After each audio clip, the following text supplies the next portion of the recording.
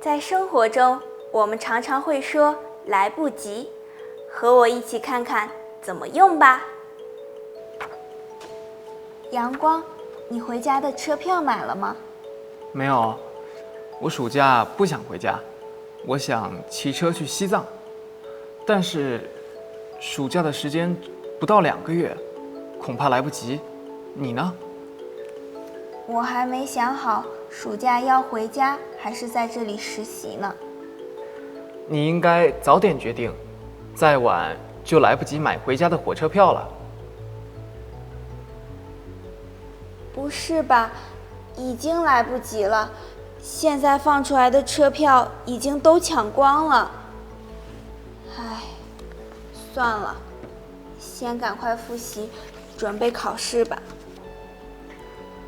那么多内容，现在复习也来不及了吧？不过，可以先把学生证准备好。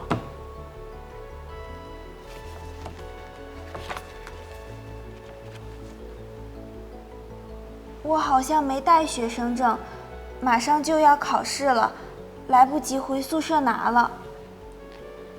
在这儿呢，刚才掉地上了，故意没告诉你。你太坏了，还好我带了。动词来不及表示因为时间短，所以无法做某事，比如但是暑假的时间不到2个月，恐怕来不及。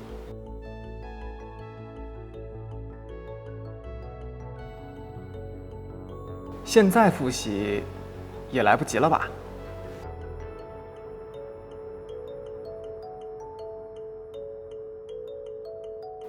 来不及也可以放在动词前面。再晚就来不及买回家的火车票了。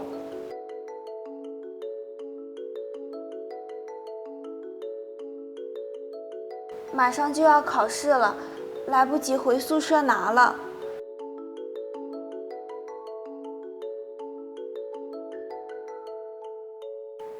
你学会了吗？请跟我读。恐怕来不及。现在复习也来不及了吧？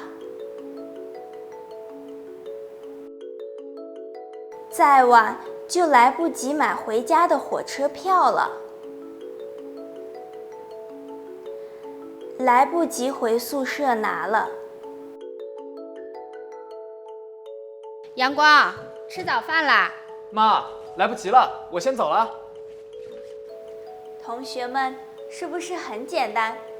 今天就到这儿了，我们下次见。